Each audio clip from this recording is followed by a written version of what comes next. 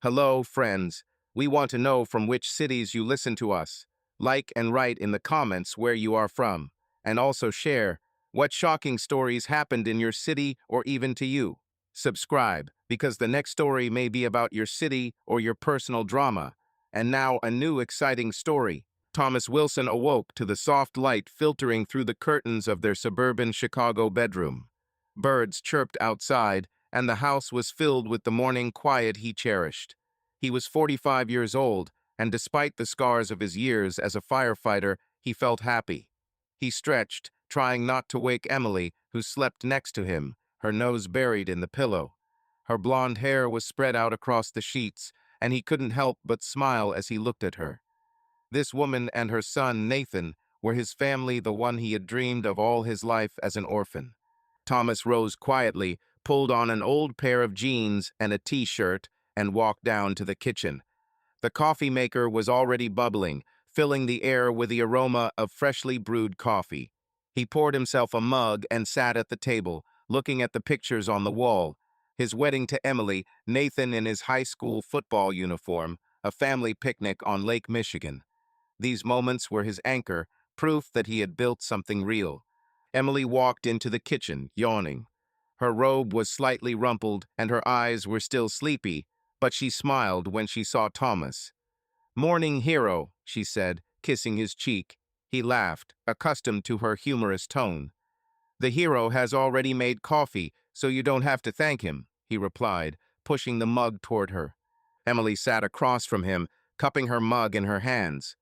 "Is Nathan still asleep?" she asked. Thomas nodded. As usual, he was up half the night last night on his laptop, studying for an interview. Emily sighed, but there was pride in her eyes. Nathan, their son, was on the cusp of adulthood, and they both knew he could handle it. Thomas remembered the first time he saw Nathan, a skinny boy with big brown eyes and cocoa-colored skin. Nathan was 6 when Thomas walked into their lives. Emily had just returned to Chicago, fleeing a past that had nearly destroyed her. Nathan, the son from her first marriage, was everything to her, and Thomas knew immediately that if he wanted to be with Emily, he had to be a father to this boy. He didn't just accept it, he wanted it. Thomas grew up without parents. His mother died when he was 5, and his father died in a car accident a few years later. He was raised by his aunt and distant relatives until he joined the army and then the fire service. Life taught him the value of family, even if it is not given to him at birth. Nathan was his son not by blood, but by heart. Thomas adopted him legally when he and Emily got married, and has never regretted it since. Nathan was of mixed race. His biological father, Justin, was African American. This sometimes caused problems. In their mostly white suburb, Thomas would often get sideways glances when he walked with Nathan. Some would whisper that Emily must have been confused before marriage, while others would ask outright, "Whose baby is this?"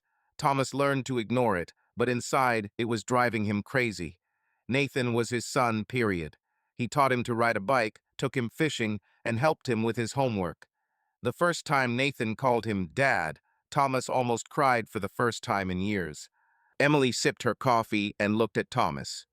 "You seem thoughtful today," she said. He shrugged. "I'm just thinking about how time flies. Nathan's all grown up, maybe getting married soon, and you and I are getting old." Emily laughed. "Getting old? Speak for yourself, Wilson. I'm still going strong." They both laughed, and the tension Thomas hadn't even noticed melted away.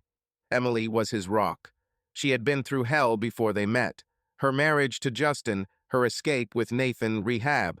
When they met, she was fragile but strong, like steel tempered by fire. Thomas admired her. He himself had struggled with painkiller addiction after an injury on the job, a broken spine after a roof collapsed in a fire. Doctors had stuffed him with pills, and he almost gave in, but he found the strength to stop. It brought him and Emily closer. They understood each other without words. Thomas had become rich unexpectedly. After leaving the fire service, he invested in a couple of startups, one of which took off, making millions. He retired, bought a house in the suburbs, and focused on his family. The money was liberating, but Thomas was still a simple guy. He fixed neighbors' lawn mowers, helped out at the local school, tinkered in the garage. Emily worked at the library, not for the money, but for her soul. They were happy, or so Thomas thought.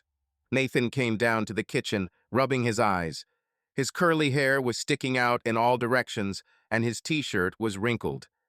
"Morning, people," he muttered, grabbing a banana from the bowl. Emily looked at him reproachfully. "Did you even get any sleep? It's an interview, Nathan." He nodded, chewing. "I did. About 5 hours. Everything is under control, Mom." Thomas smiled. Nathan was smart, but lazy in everyday life, a typical 20-year-old guy. "How's Olivia?" Thomas asked, knowing Nathan had been on the phone with her the day before. Olivia Davis had been his high school girlfriend. They'd gone to college together, shared an apartment, and were apparently headed toward marriage. Nathan beamed. "She's fine. She said if I failed the interview, she'd dump me." Emily rolled her eyes. "She's too good for you, son." Nathan feigned hurt, and the kitchen filled with laughter. Thomas looked at them and felt a warmth in his chest. This was his life. Emily, Nathan, their home. He knew Nathan would soon begin his adult life, perhaps marry Olivia. Thomas was ready for this. He wanted to see his son happy. But somewhere deep inside, he felt a slight anxiety, like a premonition that their idyll would not last forever. He brushed the thought aside, finishing his coffee. The day went on as usual. Thomas went into town to meet with a financial advisor. His investments needed attention. Emily went to the library, and Nathan prepared for an interview. In the evening, they gathered for dinner. Thomas cooked steaks, Emily made a salad, and Nathan, as usual, he was late for the dinner. They chatted about small things: Emily's job, Nathan's chances for a new position, their plans for the weekend. After dinner, Thomas and Emily sat on the porch, watching the sunset. She rested her head on his shoulder. "Are you happy, Tom?" she asked suddenly. He looked surprised. "Of course I am." "And you?" She nodded, but there was a shadow in her eyes. "I just sometimes think how lucky we are, after everything that's happened." Thomas squeezed her hand. "We built this ourselves, Em, and I wouldn't give it up for anything." Thomas Wilson straightened the collar of his shirt as he stood outside the Chicago Public Library. It was a cool spring evening in 2003, and the scent of magnolia blossoms wafted in on the breeze. He was 33 years old and out of place among the dressed-up crowd at the fundraiser. After 8 years in the fire service, surrounded by rough guys and the smell of smoke, such events seemed foreign. But his friend, a fire captain, insisted, "Go ahead, Tom. Maybe you'll find someone to join." Thomas rolled his eyes, but agreed, more out of respect than interest. The library was decorated with garlands, and a string quartet was playing in the hall. Thomas took a glass of wine and wandered among the guests, trying not to look lost. He noticed her almost immediately, a woman with long blonde hair, wearing a simple blue dress, standing at a table with books. She was leafing through a volume of poetry, and her face, concentrated and a little sad, stood out against the background of the lively crowd. Thomas felt himself drawn to her as if by a magnet. "Good choice?" he asked, nodding at the book. She winced, looked up, and smiled slightly. "Emily Dickinson. If you like poetry, yeah, good," she said. Her voice was soft, but there was a wariness to it. Thomas shrugged. "Honestly, I'm more of a fire hose guy." She laughed, and the ice between them began to melt. Her name was Emily Clark. She had just returned to Chicago after a few years in Milwaukee, where her life had gotten, she said, a little messed up. Thomas didn't press her questions. He knew when to keep quiet. Instead, he told her about himself, his time in the fire department, the injury that had nearly left him in a wheelchair, how he'd started investing in startups to keep from going crazy from sick leave. Emily listened attentively, nodding occasionally, but keeping her distance. Their conversation was interrupted by an elderly couple who approached Emily. "Honey, would you like to introduce us to your friend?" The woman asked with a warm smile. Emily blushed. "Mom, Dad, this is Thomas. We just met. Thomas, these are my parents, Frank and Marjorie Clark." Frank, a stocky man with calloused hands, shook Thomas's hand firmly. "A fireman, huh? I respect that. I've been fixing trucks for 30 years, so we're the same blood hands in business. Marjorie, a retired schoolteacher, looked at Thomas curiously. Are you here alone, Thomas? She asked. He nodded, feeling like he was being targeted.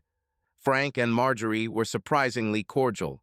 After half an hour of talking about Chicago, local politics, and even the best fishing spots, Marjorie suddenly said, Thomas, you must come over for dinner tonight. We live close by, and I make a great meatloaf. Emily tried to protest. Mom, he must be busy, but Thomas, to her surprise, agreed. Meatloaf, I can't say no, he said with a wink. The Clark's home was cozy, with wooden furniture and the smell of freshly cut grass wafting from the garden. Over dinner, Thomas met Emily's 6-year-old son, Nathan. The boy was lively and curious, peppering Thomas with questions about fire trucks and even showing off his collection of toy trucks. Have you ever fought a real fire? Nathan asked, his eyes wide. Thomas smiled. A few times. But you know what's cooler? Teaching you how to stop a fire from starting.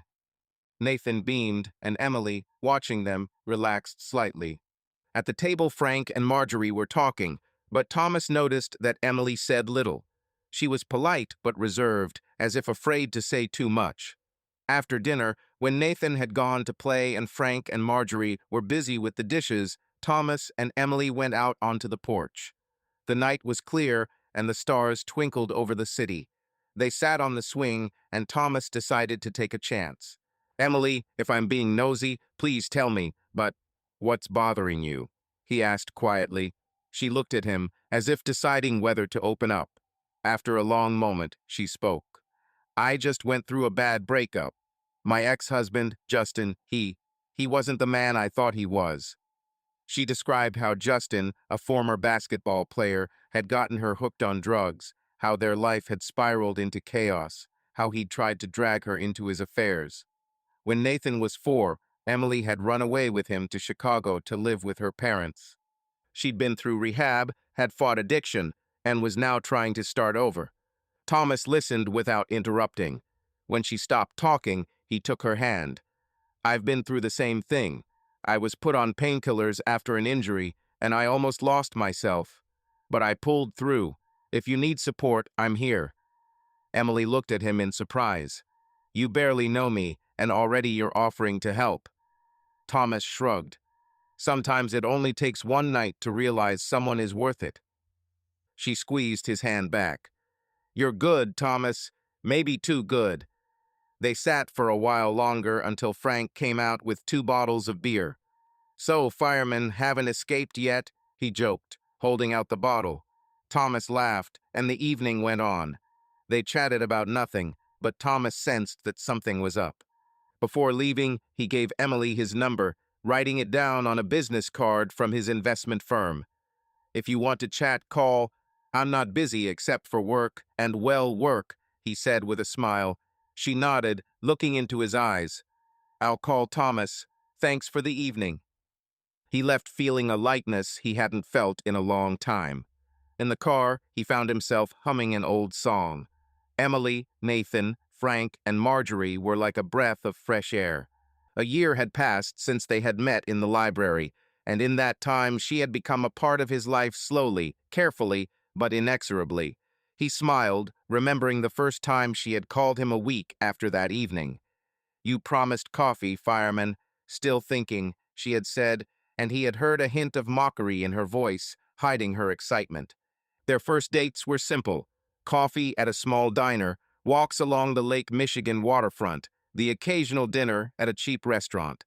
Emily was reserved, as if testing whether she could trust him. Thomas took his time. He knew that her marriage to Justin, her addiction, her escape with Nathan had left scars that would not heal quickly. But each time she opened up a little more. Her laugh grew louder, her eyes warmer, her stories about Nathan longer. Nathan was their glue. The boy adored Thomas, and the feeling was mutual. They spent hours in the park playing football or in Frank's garage, where Thomas taught Nathan how to use tools. Look, Dad, I made a hole, Nathan would shout, proudly showing off the crooked board he drilled into. Thomas would laugh, correcting him. Not Dad, just Tom for now. But deep down, he hoped that one day the word would become real. Frank and Marjorie, Emily's parents, took Thomas in as their own. Frank, a former mechanic with a rude sense of humor, liked to tease Thomas, calling him a city cowboy. Marjorie, with her schoolteacher's eye for detail, always made Thomas his favorite apple pie. They became the family he hadn't had since he was a child. After his parents died, he bounced around from relative to relative until he found his place in the fire department. Now, in the Clark's house, he felt at home. By autumn, his relationship with Emily had reached a new level. One night, after dinner at her parents', they were standing on the porch, just like that first night. Nathan was asleep, Frank and Marjorie were cleaning the kitchen, and they were sitting on the swing, looking at the stars. Emily suddenly turned to him. "Tom, do you really want to be with us? With me, with Nathan, with all this baggage?" Her voice was shaking. Thomas took her face in his hands. "Emily, I want this more than anything. You and Nathan are my chance at a family." She kissed him, the first real kiss, full of trust and hope. They became lovers, but they were careful not to advertise it. Emily was afraid Nathan wouldn't understand, and Thomas respected her discretion. They would meet when Nathan was at his grandparents', or sneakily hold hands while he played in the yard. But one day, Nathan caught them kissing in the kitchen. He froze, then grinned. "Tom, are you Mom's boyfriend now?" Thomas looked confused, but Emily laughed. "Yes, Nathan, and your friend, if that's okay with you." Nathan nodded as if it was a given and ran off to play. By the spring of 2005, Thomas proposed. He didn't make any grand gestures, he simply took Emily for a walk to the lake they often visited. Standing by the water, he pulled out a simple silver ring. "Emily Clark, will you marry me? I promise to love you and Nathan no matter what." She began to cry, but nodded. "Yes, Tom. Yes." They embraced, and Thomas felt the weight of loneliness he'd carried for years melt away. The wedding was small, at a local church. Frank walked Emily down the aisle, Marjorie cried in the front row, and Nathan, in a small suit, held the rings, beaming with pride. There were few guests: Thomas's friends from the fire department, Emily's co-workers from the library, a few neighbors.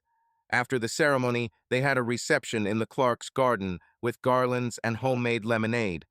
Nathan danced with Marjorie, and Thomas and Emily twirled to an old Frank Sinatra song. "Are you happy?" she whispered. "More than I can say," he replied. After the wedding, Thomas officially adopted Nathan. It was a long process. They had to find Justin, the biological father, to have him sign away his rights. He was nowhere to be found. Rumor had it he had disappeared somewhere in Milwaukee, having fallen in with a bad crowd. Thomas didn't care. When the judge signed the papers, Nathan called him Dad for the first time without prompting. "Dad, you're my real dad now, right?" he asked, looking up. Thomas hugged him. "Forever, son." They moved into a new house in the suburbs, bought with money from a startup that had suddenly made Thomas millions. The house was spacious, with a large yard and a garage where Thomas and Nathan could tinker with projects. Emily insisted on furnishing it herself, and soon the house was filled with warmth. Knitted blankets, photographs, books. Thomas left the investment business, deciding that the money was enough for a quiet life. He wanted to be with his family, not chase profits. Emily continued working at the library, even though Thomas had asked her to leave. "I like my job, Tom. It keeps me on my toes," she said. He respected that, as he respected her strength. Sometimes he would pick her up after his shift, and they would walk home together, holding hands, while Nathan ran ahead, talking about school. Life flowed smoothly. Nathan grew up, becoming more open and energetic. He loved sports, especially football, and Thomas spent hours coaching him in the yard. Frank and Marjorie often came to visit, bringing pies and stories from the past. Thomas felt that he had finally found his place. He was a husband, a father, a son, everything he dreamed of becoming. But sometimes, in quiet moments, he would see a shadow in Emily's eyes. She would go silent in the middle of a conversation, or stare out the window for a long moment, as if remembering something. He didn't ask questions. He knew her past hadn't completely let go. Instead, he would hold her, reminding her that they were in this together. "We'll get through this, Em," he'd say, and she'd nod, squeezing his hand. One evening, when Nathan was already asleep, they were sitting on the couch with glasses of wine. Emily suddenly said, "Tom, you saved Nathan and me. I don't know where we would be without you." He shook his head. "You saved me, Em. I was alone until I met you." They kissed, and in that moment, Thomas believed that their happiness was unbreakable.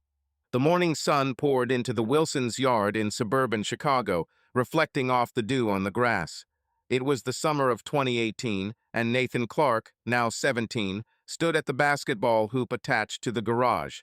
He tossed the ball, frowning in concentration, until it sailed through the hoop with a perfect whistle. "See that, Dad?" he called, turning to Thomas, who was fixing a lawn mower on the porch. Thomas Wilson, his adoptive father, wiped the sweat from his brow and grinned. "Not bad, son, but I can still beat you one-on-one." Nathan rolled his eyes, but his smile showed that he appreciated the banter. Nathan grew up to be a tall, skinny boy with curly hair and cocoa-colored skin inherited from a biological father he knew almost nothing about. His mixed race, his mother was white. His father, African-American, made him stand out in their mostly white suburb. Sometimes it brought problems. Whispers at school, strange looks on the street, the occasional sharp comment like, "Are you sure you're Thomas's son?" Nathan learned to ignore it, but Thomas could see the way his son clenched his fists to hide his hurt. Emily, his mother, taught him to be proud of himself, and Thomas would add, "Keep your head up, Nathan. You're better than all of them." Thomas was more than just a father to Nathan, he was a hero. From the time Nathan was 6, Thomas had been there for him, teaching him to ride a bike, helping him with algebra, driving him to soccer practice. When Nathan asked him why he had a different last name at age 10, Thomas sat down with him and explained, "I adopted you because you're my son, not by blood, but by heart. But if anyone asks, tell them you're Clark Wilson and let them try to argue." Nathan hugged him then, and from then on, he called him Dad. Nathan had a busy life. He was a high school basketball star and a top student. His outgoing personality attracted friends, but his true rock was Olivia Davis, his girlfriend since the 9th grade. Olivia, with her red hair and infectious laugh, was the daughter of a local doctor, John Davis, and his wife, Carol, the school librarian. Nathan and Olivia were inseparable. They studied for exams together, went to school dances, and dreamed about the future. "We're going to the same college, Nat, and we're going to conquer the world," Olivia said, and Nathan believed her. Emily and Thomas were supportive of their relationship, though they sometimes joked that the young men were too serious for their age. "They're like us when we were younger, only without the baggage," Emily said, watching Nathan and Olivia giggle on the couch, scrolling through their phones. Thomas nodded, but deep down he was worried. Nathan was so open, so trusting. He wanted to protect him from the disappointments of adulthood. School was a challenge for Nathan, but it was also a joy. Some teachers, despite his success, were prejudiced against him. One day, his basketball coach suspended him from a game, accusing him of unsportsmanlike conduct after Nathan responded to a classmate's racist joke. Thomas was furious when he found out. He stormed into the principal's office, demanding an explanation. "My son is not a bully, and you know it. If you don't sort this out, I'm going to file a complaint." The principal apologized, the coach was reprimanded, and Nathan returned to the team. Later, he hugged Thomas and quietly said, "Thanks, Dad. I knew you had my back." Thomas clapped him on the shoulder, hiding how much the words hurt him. Emily was there too, but her approach was gentler. She taught Nathan not to respond to provocation, but to prove his worth through actions. "You're smart, Nathan. Use that as a weapon," she said as she helped him with his college essay. Emily worked in the library and often brought home books she thought would inspire her son. Nathan grumbled, but he read from biographies of Malcolm X to novels by Toni Morrison. These books helped him understand himself, his identity, his place in the world. By his senior year, Nathan had made up his mind.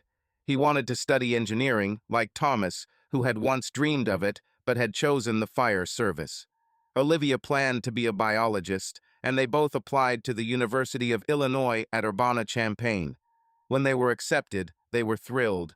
Thomas and John Davis arranged to rent an apartment for the boys so they could live together under supervision.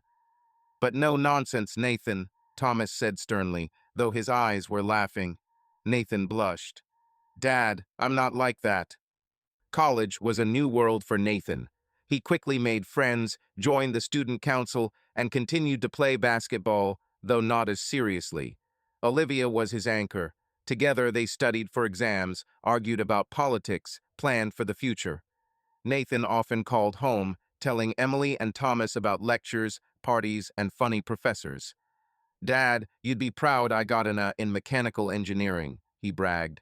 Thomas replied, "I'm proud, son. Don't relax." But there were challenges.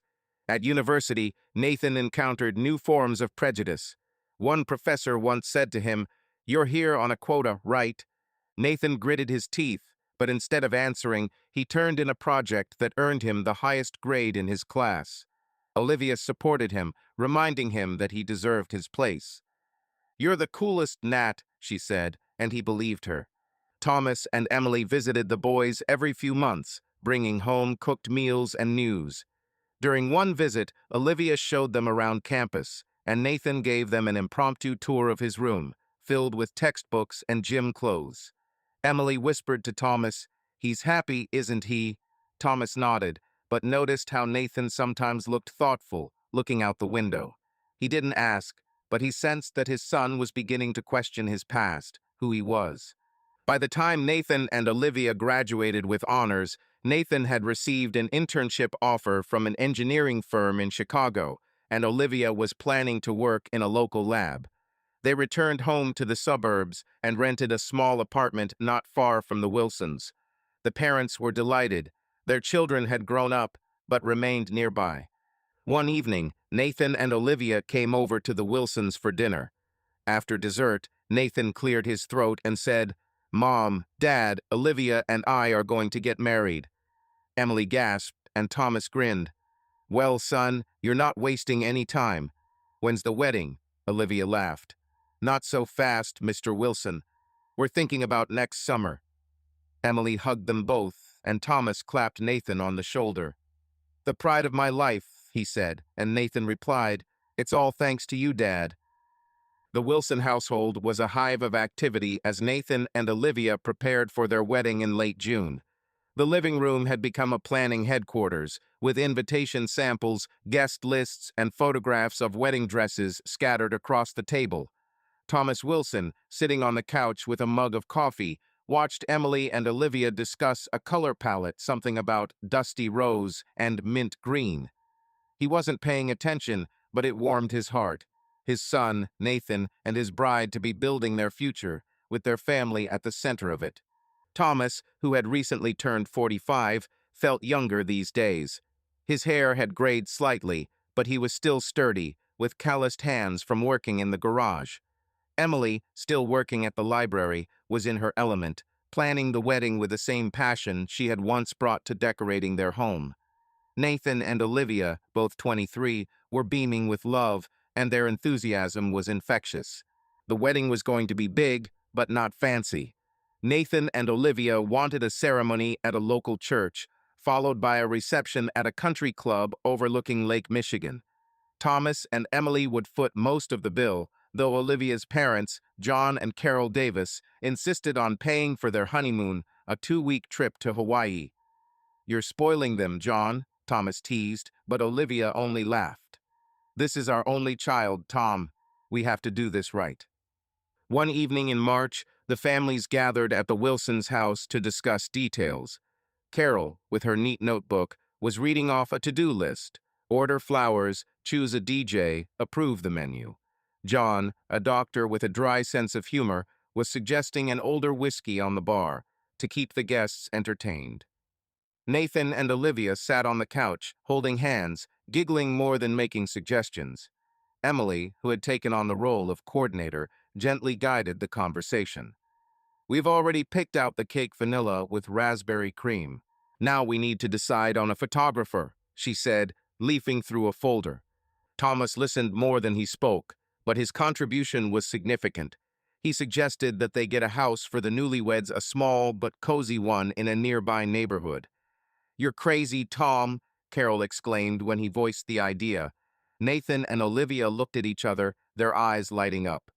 "Dad, are you serious?" Nathan asked. Thomas nodded. "You're starting a new life. I want you to have your own place."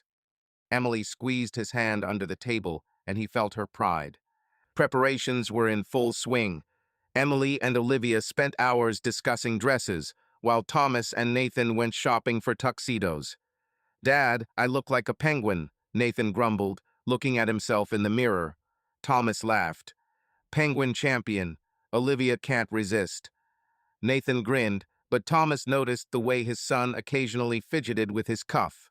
He didn't ask, but he sensed that Nathan was pondering something, perhaps about the future, or what it would mean to be a husband. Frank and Marjorie, Emily's parents, pitched in. Frank, with his mechanical background, had undertaken to construct the decorative arch for the ceremony. "No nails, just bolts as secure as a tank," he boasted. Marjorie sewed napkins for the reception, her fingers deftly wielding a needle. They adored Nathan and saw Olivia as his perfect match. "That boy deserves to be happy, Tom," Marjorie said one day as they drank tea on the veranda. Thomas nodded. "I'll do anything to make sure he has it." The Davis family was no less active. Carol, with her librarian's meticulousness, checked every detail, from the font on the invitations to the table arrangements. John, more relaxed, organized a wine tasting for the reception where Thomas and Nathan, to Emily's dismay, overindulged a little. "You're like children," she grumbled, but her eyes were laughing. These moments, the laughter, the arguments, the long shots, knit the families together even more closely.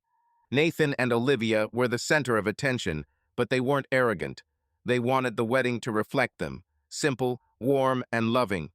Olivia chose a dress that was unadorned, and Nathan insisted on live music instead of a DJ so everyone could dance like old times. They often visited the Wilsons, bringing fabric swatches or vow ideas. One day, Olivia showed Emily a sketch of a bouquet. "Lavender and sunflowers, that's Nathan and me," she said. Emily hugged her. "You're the perfect couple." Thomas sometimes found himself thinking about how quickly time was flying. Nathan, whom he had taught to ride a bike, was now preparing to be a husband. He remembered adopting him, the first time Nathan had called him Daddy. These memories were warm, but also a little unsettling. He knew that Nathan, being of mixed race, faced prejudice, and he feared that the world might be cruel to his son. But Olivia, with her strength and kindness, seemed the perfect support. "They'll get through this," Thomas told himself. Emily was worried, too, in her own way. One day, while sorting through invitations, she suddenly fell silent, looking at the guest list. "Tom, do you think Nathan would ever want to know about his dad?" she asked quietly. Thomas tensed. Justin, Nathan's biological father, was a topic they rarely discussed. "Maybe he would, but I'm his dad, Em. If he asks, we'll tell him the truth." Emily nodded, but her eyes remained thoughtful. Thomas put his arm around her, pushing the shadow of the past away. By May, the groundwork had been laid. The church had been booked, the menu had been finalized, and Olivia's dress was hanging in the closet. Thomas had signed the deed to the newlyweds' house, arranging for a contractor to paint it before they returned from their honeymoon. He imagined Nathan and Olivia starting their lives in this house, and he felt proud. "We raised them well, Em," he said one day as they drank wine on the porch. She smiled. "You're the best dad, Tom." The families gathered weekly, discussing last-minute details. Frank and Marjorie brought homemade pies, John and Carol bottles of wine. Nathan and Olivia, despite the stress of the wedding, remained happy. One day, Nathan approached Thomas in the garage, where he was fixing an old lamp. "Dad, thanks for everything. The house, the wedding, I can't thank you and Mom enough." Thomas put his hand on his shoulder. "Be happy with Olivia. That's the best thank you." A month before their wedding, Thomas and Emily went to bed, tired but content. "This is going to be a perfect day," Emily whispered, snuggling close to him. Thomas nodded, but deep down he felt a small pang of unease, like a premonition. He brushed it aside, kissing his wife. Their family was strong, their son was happy. What could go wrong? Wednesday morning, 4 days before Nathan and Olivia's wedding, began with a familiar rhythm at the Wilson house. Thomas Wilson sat at the kitchen table, leafing through the newspaper while the coffee maker hissed, filling the air with its aroma.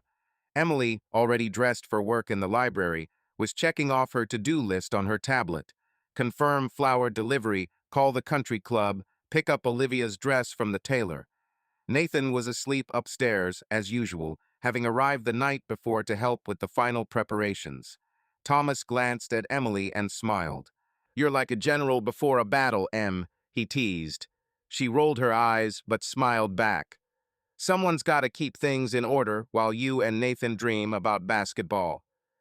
Their home in suburban Chicago was bustling with pre-wedding excitement. Ribbon samples lay on the living room couch, and a guest list covered in Emily's notes hung on the refrigerator. Thomas relished the bustle. It reminded him of how far they had come since he first met Emily and Nathan. Their family, built on love and perseverance, was ready to celebrate the next step, their son's wedding. He could already picture himself walking Nathan down the aisle, dancing with Emily at the reception, their home filled with laughter. Thomas finished his coffee and got ready to head into town. He needed to pick up his tuxedos and meet the contractor who was preparing the house for Nathan and Olivia. "I'll be back for dinner, Em," he called, grabbing his keys. Emily waved at him from the sink. "Don't forget to stop by Frank's. He wants to show off his arch." Thomas nodded and left, unaware that this day would change his life. He got home around 2 o'clock, parking the truck in the garage.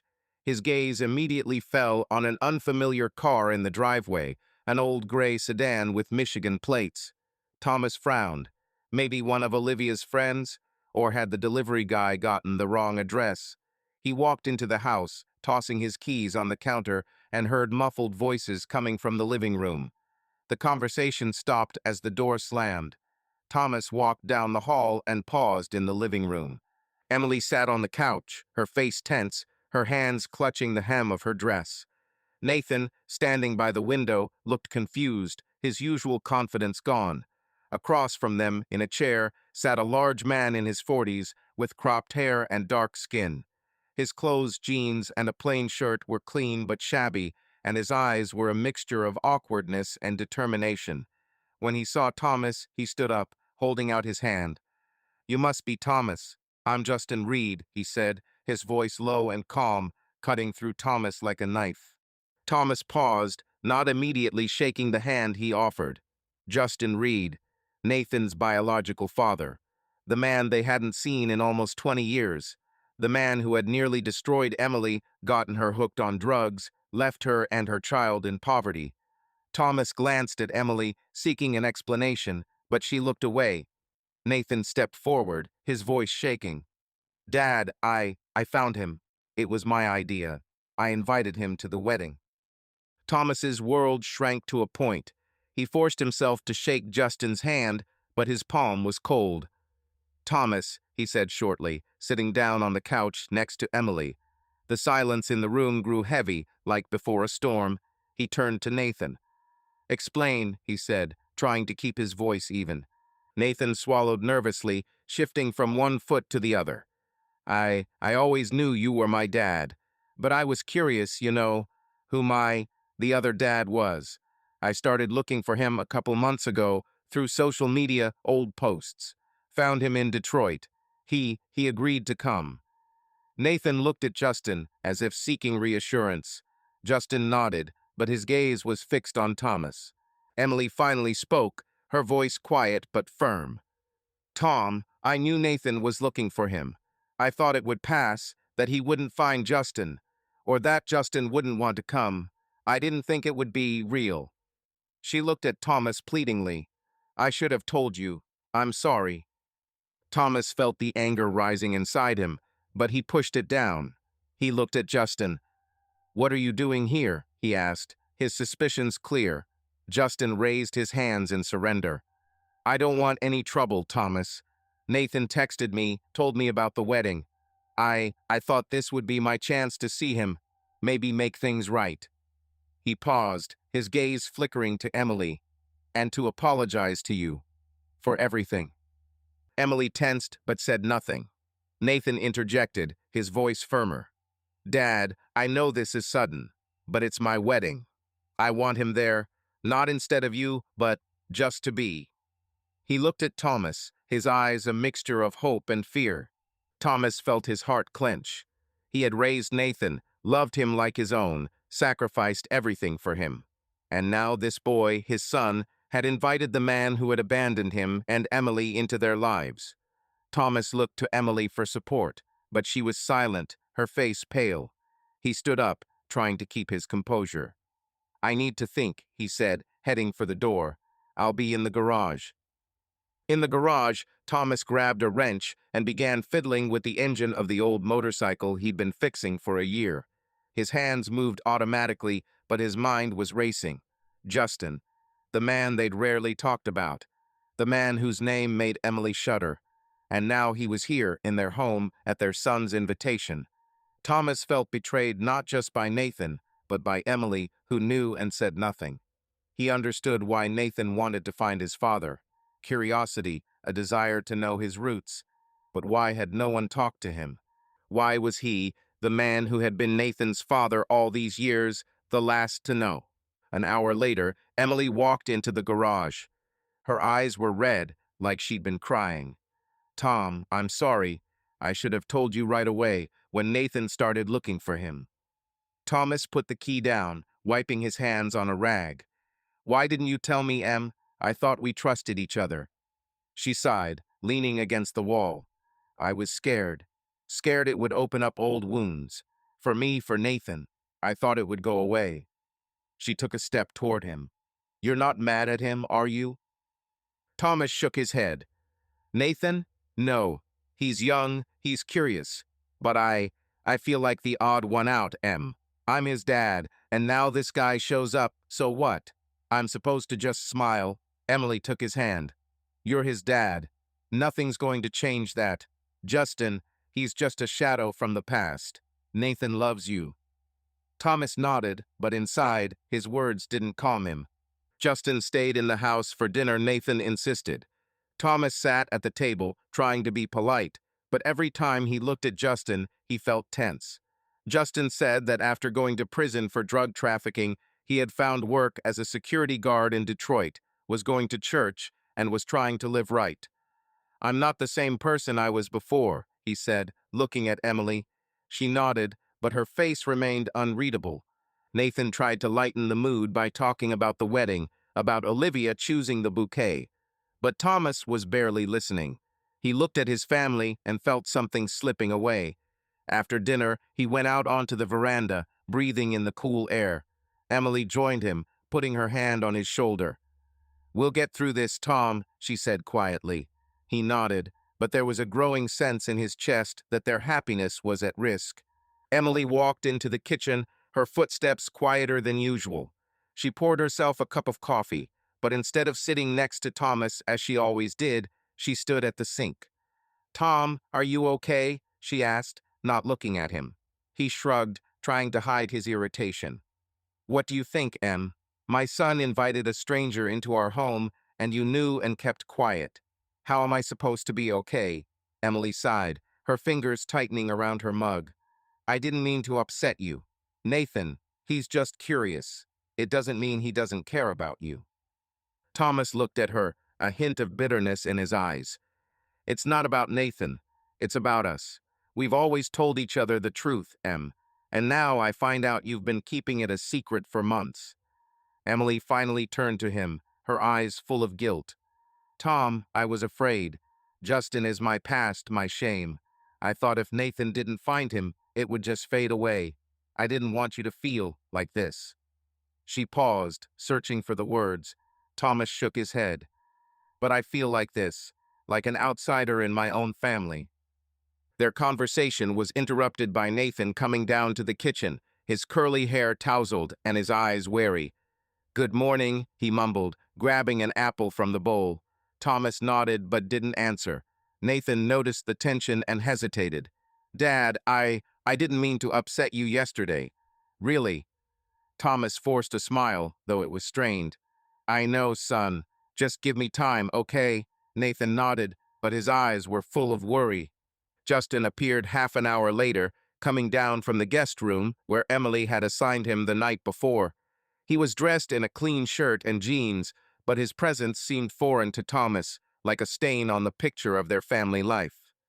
Good morning, Thomas, Emily, Justin said, sitting down at the table. Nathan immediately perked up, offering him coffee, as if trying to smooth over the awkwardness. Thomas remained silent, watching Justin. He looked calm, but his eyes were watching every movement in the room. The conversation at breakfast was strained. Emily tried to talk about the wedding, about picking up the rings and checking the timing of the ceremony. Nathan encouraged her, but his eyes kept drifting to Thomas, seeking approval. Justin said little, but when he mentioned that he worked as a security guard in Detroit and went to church, Thomas felt irritation rise inside. Church, huh? He said, not hiding his sarcasm.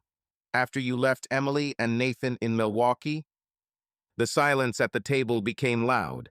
Emily looked at Thomas reproachfully, Nathan looked down, and Justin nodded slowly. You're right, Thomas. I've been a shitty person. I'm not making excuses, but I'm here to try to make things right. His voice was even, but there was a sincerity to it that only made Thomas angrier. He wanted to believe that Justin was lying, that he was the same scumbag who had ruined Emily's life, but something about his words made Thomas doubt it. Emily quickly changed the subject to the day's schedule, but the tension was still there. After breakfast, Thomas went into the garage to do something to take his mind off things. He was sorting through an old toolbox when Nathan walked in, holding a basketball. Dad, want to shoot some hoops? He asked, but his voice was hesitant. Thomas nodded, knowing his son wanted to talk. They walked out into the yard where the basketball hoop stood. Nathan was throwing the ball, but his movements were mechanical. Finally, he stopped and looked at Thomas. Dad, I know you're mad, but I didn't mean to hurt you. I wanted to know who he was. It doesn't mean you're not my dad. Thomas caught the ball Nathan threw and squeezed it. I understand, Nathan, but you didn't tell me. You went behind my back. It hurt. Nathan hung his head. I thought you'd mind, and I didn't know how to ask. Thomas sighed, handing the ball back. I wouldn't mind. I'd help you if you trusted me. Nathan nodded, his eyes shining. I'm sorry, Dad. I didn't think about how this would be for you. Thomas walked over and put a hand on his shoulder. You're my son, Nathan. Nothing will change that, but I need time to process this. Nathan hugged him, and Thomas felt some of his anger go away, but not all of it. Things got worse that afternoon. Emily suggested that Justin go with Thomas to buy tuxedos, so he'll feel like he belongs. Thomas gritted his teeth, but agreed, not wanting to argue in front of Nathan. In the car, Justin tried to speak. Thomas, I know you're not happy to have me here, but I appreciate what you did for Nathan. You gave him what I couldn't. Thomas gripped the steering wheel. I don't want your gratitude, Justin. I want you to not ruin what we built. Justin nodded. I'm not going to. I'm here for Nathan, not for trouble. In the tailor's shop, while the tailor took Justin's measurements, Thomas stood off to the side, feeling like a stranger. He'd imagined walking Nathan down the aisle, but now that vision seemed threatened. When they got home, Emily and Nathan were in the living room, discussing seating arrangements. Nathan suddenly said, Dad, I was thinking, maybe Justin could be in the ceremony, like a second father. Thomas felt the blood rush to his face. He looked at Emily, waiting for her to intervene, but she looked away. Nathan, I'm your father. I raised you. I've been there for you all these years. And now you want this man to take my place. His voice shook with suppressed anger. Nathan's face went pale. No, Dad, not for you. It's just, I thought it was right. For me. Emily finally spoke, her voice soft but firm. Tom, this is Nathan's wedding. We need to support his choice. Thomas stood up, his fists clenched. Back up. Who's going to back me up, Em? Am I supposed to just suck it up and smile? He turned to Justin, who was sitting silently in the corner. What do you say? Are you ready to take my place? Justin raised his hands. Thomas, I don't want any conflict. If this is too much for you, I'll leave. But Nathan intervened, his voice sharp. Dad, please. This is my day. I want you both there. Emily stepped between them. Tom, stop. You're being selfish. Nathan has a right to know his father. The word selfish hit Thomas like a slap in the face. He looked at Emily, at Nathan, at Justin, and felt his world crumble. Selfish, he repeated quietly. Okay, do whatever you want. I'll be in the garage. He walked out, slamming the door, leaving the family in stunned silence. In the garage, Thomas grabbed a hammer and began pounding on a piece of wood, not thinking about what he was doing. His thoughts were spinning. Nathan, his son, had chosen Justin. Emily, his wife, had supported it. He felt like a stranger in his own home, in his own family. He knew Nathan meant no harm, but the pain was stronger than logic. He remembered teaching Nathan to ride a bike, crying the first time Nathan called him Dad. And now this moment that should have been their shared triumph, Nathan's wedding, was marred by the presence of a man who didn't deserve to be there. Emily found him an hour later. Tom, we didn't mean to hurt you, she said, but her voice was tired. Thomas looked at her, his eyes full of pain. Then why do I feel like I'm being cut out of your life? She tried to take his hand, but he pulled away. I need time, Em. Just give me time. She nodded, her face pale, and walked away. Thomas stayed in the garage, watching the sunset. Thomas Wilson woke up at dawn on Friday, 2 days before Nathan and Olivia's wedding, with a heavy feeling in his chest. He lay on the living room couch, where he had moved overnight, unwilling to share a bed with Emily after the argument the previous day. Her words, "You're being selfish," echoed in his head like an accusation. He loved her, he loved Nathan, but their decision to invite Justin Reed, Nathan's biological father, to the wedding and give him a role in the ceremony had shaken his faith in their family. Thomas stood as quietly as he could and headed toward the kitchen, hoping that coffee would help clear the gloom from his thoughts. The house was quiet, but the quiet seemed eerie, like the silence before a storm. Emily was still asleep upstairs, Nathan was in his room, and Justin, whom Emily had insisted on putting in the guest room, occupied the space Thomas considered his own. He made coffee and sat at the table, looking at the picture of their family on the wall. He, Emily, and Nathan on a picnic by Lake Michigan, laughing, happy. Now the picture seemed distant, almost foreign.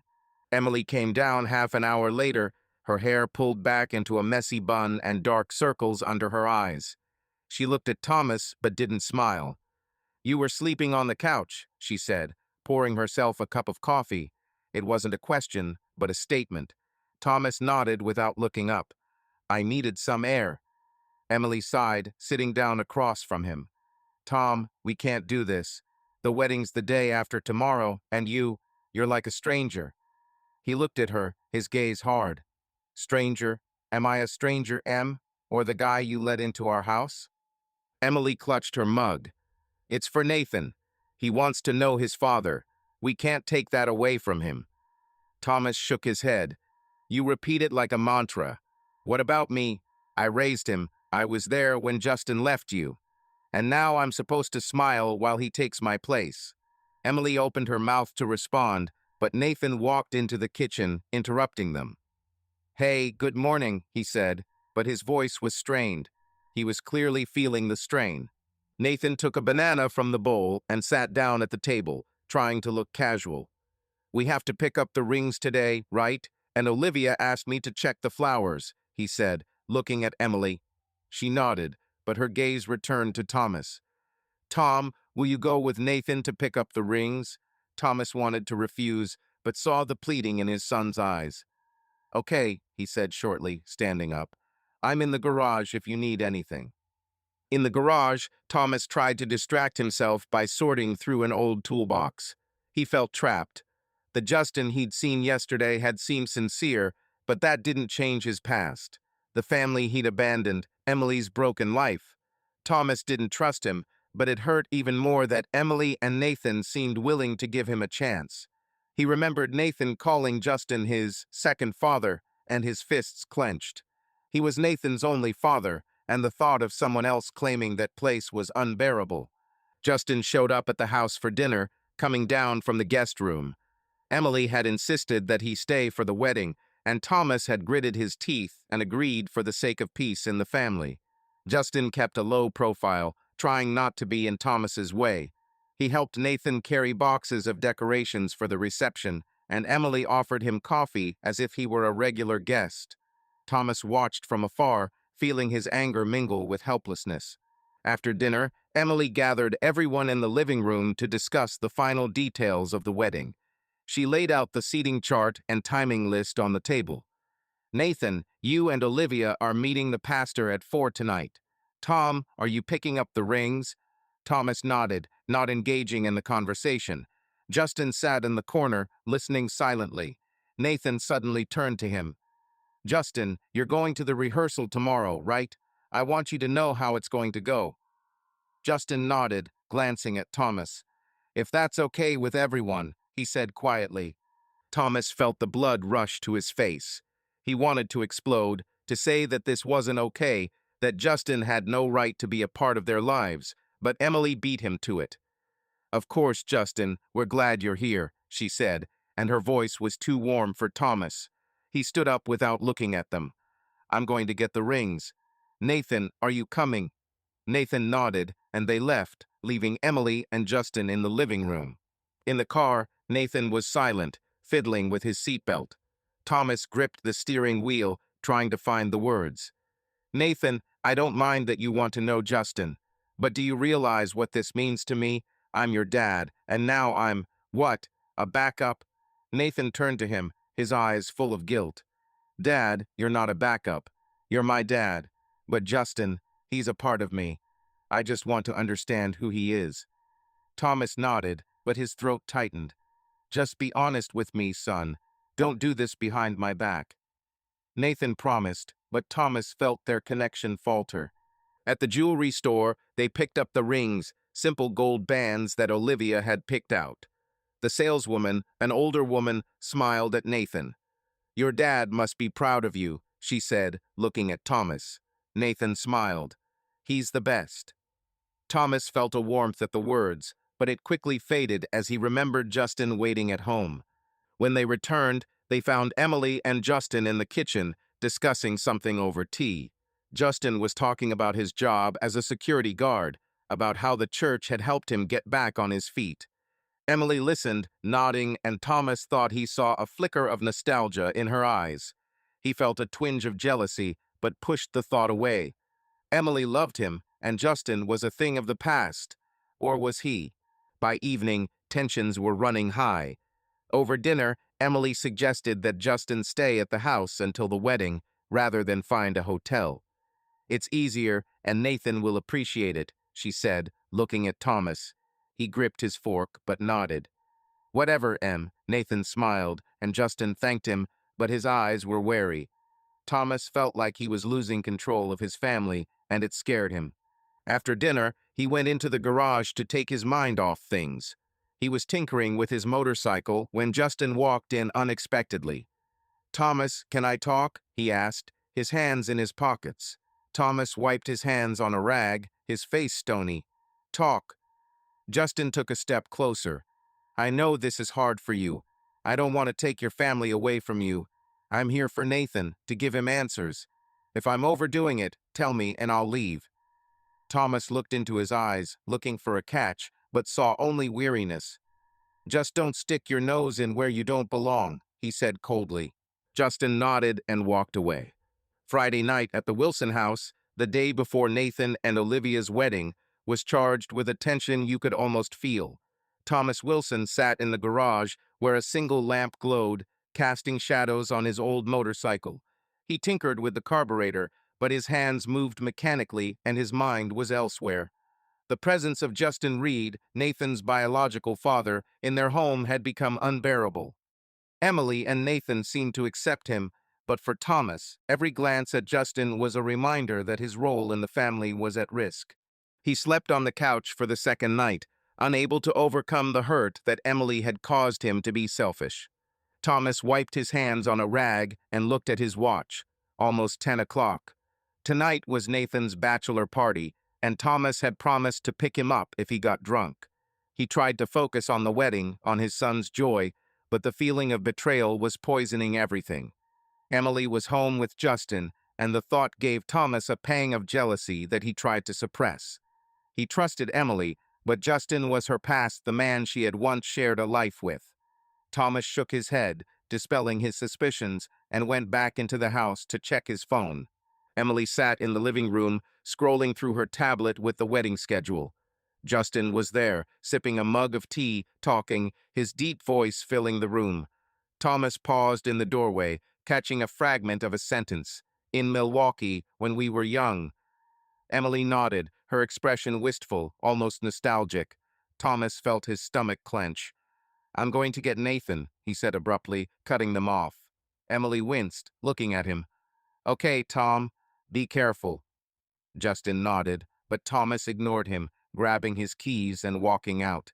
The bachelor party was taking place at a bar in downtown Chicago, where Nathan's friends, mostly classmates and co-workers, were blaring loud music. Thomas got a text from Nathan's friend Chris around midnight. "Nathan's had too much. Can you come pick him up?" He parked outside the bar and found Nathan sitting on the sidewalk, his hair disheveled and a goofy grin. "Dad, you're my hero," he muttered as Thomas helped him up. Chris, standing nearby, apologized. "We got a little carried away. He's fine, just fun." Thomas nodded as he helped Nathan into the car. "Make sure the others get home," he told Chris before driving away. On the way back, Nathan was slumped in the passenger seat, babbling about the wedding and Olivia and how he wanted everyone to be happy. "Dad, you're not mad at me about Justin, are you?" he asked suddenly, his voice drunk but sincere. Thomas gripped the steering wheel. "I'm not mad, son. It's complicated." Nathan nodded, closing his eyes. "You're the best dad. I love you." Thomas felt a lump in his throat, but he just mumbled, "I love you too, Nathan." They got home around 1 in the morning. Thomas helped Nathan up the steps, holding him steady so he wouldn't trip. The living room was dark, and he assumed Emily and Justin had gone to bed. He was about to take Nathan to his room when a sudden noise stopped him in his tracks. A muffled groan came from the bedroom, his and Emily's, followed by Emily's voice. "Oh my God, Justin, yes." Thomas felt like the world was falling apart. His legs went weak, and he sank down onto the couch, still holding Nathan, who was thankfully too drunk to realize what was happening. Justin said, "You missed this, huh? Your fireman can't do that, can he?" Emily replied, "No one compares to you. Tom, he tries, but it's not the same." Nathan, sitting next to him, suddenly opened his eyes, his face pale. "Dad, what is this?" he muttered, but Thomas gently placed a hand on his shoulder. "Hush, son. Lie down, you need to sleep." He laid Nathan on the couch, covered him with a blanket, and forced himself to breathe. His heart was pounding, and one thought was pulsing in his head. Emily, his wife, the woman he loved more than life itself, had betrayed him with the man who had already destroyed her once. The sounds from the bedroom died away after a few minutes, but to Thomas they seemed like an eternity. He sat there, staring into the darkness, until he heard footsteps. Emily and Justin came into the living room, both in robes, holding glasses of wine. Emily gasped when she saw Thomas and Nathan. "Tom, have you been here long?" Her voice was shaking, her face pale. Thomas looked at her, his eyes empty. "Long enough to hear you discuss my shortcomings," he said coldly. Justin stepped forward, his hands raised in surrender. "Thomas, it was a mistake. We got drunk and—" Thomas cut him off, his voice like steel. Don't you dare make excuses." He turned to Emily, who was starting to cry. How could you? After everything we've been through, you said I was selfish, and now this." Emily collapsed into a chair, covering her face with her hands. "Tom, I don't know what came over me. We talked about the past, we drank wine, and I got confused. Please forgive me." Her words sounded sincere, but to Thomas they seemed empty. He remembered her talking about Justin, about the pain he had caused her, and now she was lying in their bed with him, humiliating Thomas. "Forgive me," he repeated, his voice breaking. "You told him I couldn't satisfy you. You called me worthless, and now you're asking for forgiveness." Nathan, who was starting to come to his senses, sat up, his eyes full of horror. "Mom, is this true? You're with him?" Emily looked at her son, her face twisted in shame. "Nathan, I didn't mean to. This is a mistake." Nathan shook his head, his voice full of pain. "Dad, I didn't know this would happen. I'm sorry." Thomas put a hand on his shoulder. "It's not your fault, son. Go to bed. We all need rest." He stood up, looking at Emily and Justin. "I don't know what to tell you, but I'm not staying here to listen to you apologize." He started for the door, but Emily grabbed his arm. "Tom, please don't go. We can fix this." He looked at her, his eyes full of pain. "Fix it? Yao just destroyed our family, Em. And you want me to stay?" He pulled his hand away and walked out onto the porch, breathing in the cold night air. Thomas sat down on the steps, his hands shaking. He remembered their wedding, the way Emily had looked at him with love, the way Nathan had called him Daddy. It all seemed like a lie now. He thought about Nathan's wedding, which should have been a triumph for them all, but instead had turned into a nightmare. He didn't know how to cope, how to look at Emily, how to be a father to Nathan after such a blow. Inside the house, Emily was sobbing, Justin was silent, and Nathan was shocked and trying to process what had happened. Thomas closed his eyes, feeling his world crumble. He didn't know what to do next, but one thing was clear: their family would never be the same. He didn't know that tomorrow would bring even more pain, but at that moment, he just wanted it to be over. Saturday morning, the day of Nathan and Olivia's wedding, greeted Thomas Wilson with gray skies and a cold wind blowing off Lake Michigan. He awoke on the living room couch, where he had spent the night after a horrific discovery. Emily, his wife, had cheated on him with Justin Reed, Nathan's biological father, right in their bedroom. Her words, degrading him as a man, and her moans of passion still sounded in his ears like a poisonous refrain. Thomas felt empty, as if someone had ripped out his heart and trampled it. He stood up, his body aching from the awkward position, and headed to the bathroom to wash his face. The cold water brought him back to his senses a little, but it could not wash away the pain. The house was deathly silent. Nathan, shaken by what he had witnessed as his mother's betrayal, was asleep in his room. Emily was presumably in their bedroom and Justin in the guest room. Thomas didn't want to see either of them.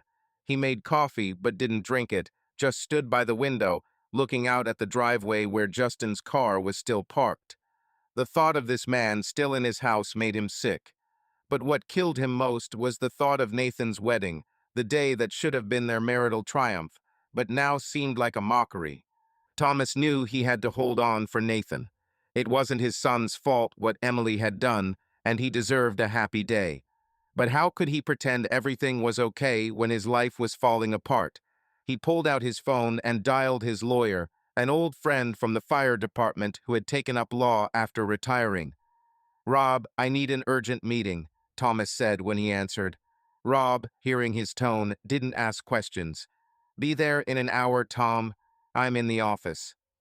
Thomas thanked him and hung up, feeling determination begin to push out the pain. He left the house without leaving a note and drove into town. At the lawyer's office, he was blunt. "Emily cheated on me. I want a divorce. What can I do right now?" Rob, an older man with a gray mustache, frowned. "Tom, this is serious, but we can file for temporary separation of assets and freeze your joint accounts to protect you. The divorce will take time, but it's the first step." Thomas nodded, his face stony. "Do what you have to do. And one more thing. The house is in my name. Can I change the locks?" Rob confirmed that it was legally possible, since Emily was not listed as a joint owner due to her bad credit, which Thomas had once helped her fix. By midday, the temporary separation papers were ready and the accounts frozen. Rob also drafted a letter for Emily, notifying her that she needed to hire a lawyer. Thomas felt a cold satisfaction, but it couldn't numb the pain. He stopped at the hardware store, bought new locks for the house, and returned, deciding that he would do so after the wedding. He didn't want to ruin Nathan's day, but he was determined to protect himself. When he got home around 3 o'clock, he found Emily in the living room. She looked exhausted, her eyes red from crying. Justin was sitting in the corner, avoiding his gaze, and Nathan was upstairs, getting ready for the wedding rehearsal. Emily stood up, her voice shaking. "Tom, where were you? I was worried." Thomas looked at her, his gaze icy. "Solving business. You should have thought about the worry yesterday when you were with him." He nodded at Justin, who had his head down. Emily took a step toward him, her hands shaking. "Tom, I know what I did. It was a mistake, I swear. Please, let's talk after the wedding. I want to make it right." Thomas shook his head. "Make it right? You called me a loser, Em. You slept with him in our bed. How are you going to make it right?" Emily began to cry, but he didn't relent. "I won't discuss it now. I'll go through with the wedding for Nathan. But then, we're done." Nathan came downstairs, dressed for rehearsal, and froze when he saw the stage. "Dad, Mom, what's going on?" he asked, his voice full of worry. Thomas forced a smile. "It's okay, son. Get ready, I'm taking you to church." He looked at Justin. "Are you coming?" Justin nodded, but his face was tense. Emily tried to argue. "Tom, why don't you stay home? We'll manage." Thomas cut her off. "I'm Nathan's dad. I'm coming." The church was bustling with pre-wedding excitement. Olivia, in jeans and a t-shirt, was discussing the ceremony with the pastor. Olivia's parents, John and Carol, greeted Thomas, but their smiles faded when they noticed his grim face. Justin stood back, but Nathan introduced him as his biological father, drawing surprised looks from the guests. Thomas felt everyone looking at him, as if they were waiting for an explanation, but he remained silent, focusing on Nathan. The rehearsal went smoothly, but Thomas felt like an outsider. When the pastor asked who would walk Nathan down the aisle, Nathan said, "My dad, Thomas, and Justin, if that's okay."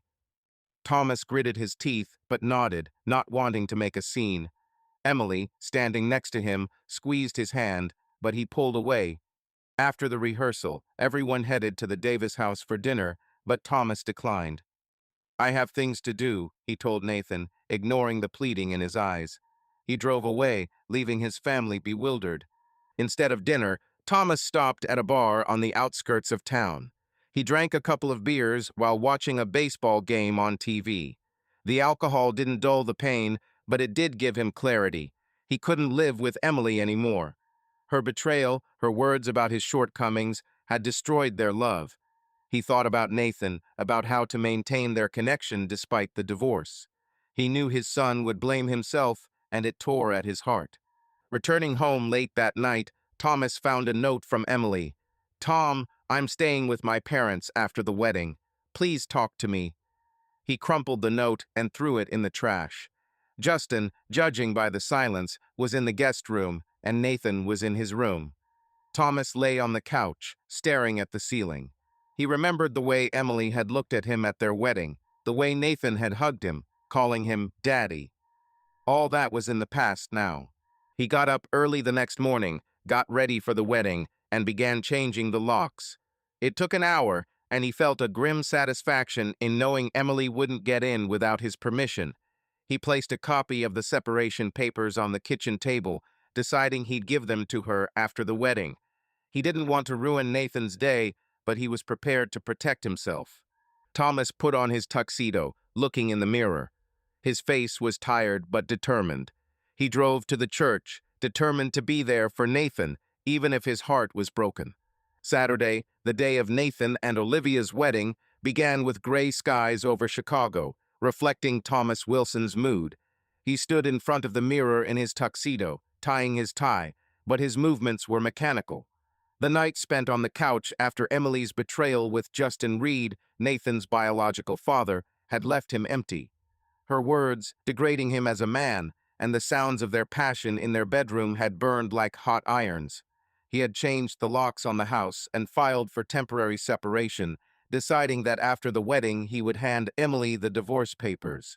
But today he had to hold on for Nathan, the son he had raised and loved more than life itself. Thomas walked out of the house, leaving the papers on the kitchen table. Nathan was already in the car, nervously fiddling with the cuff of his tuxedo. "Dad, are you ready?" he asked, his voice shaking with excitement. Thomas forced a smile. "I am, son. It's your day." He didn't mention Justin, who he knew would be there, or Emily, whose betrayal had torn their family apart. Nathan nodded, but his eyes were filled with guilt, as if he felt his decision to invite Justin had been the catalyst for disaster.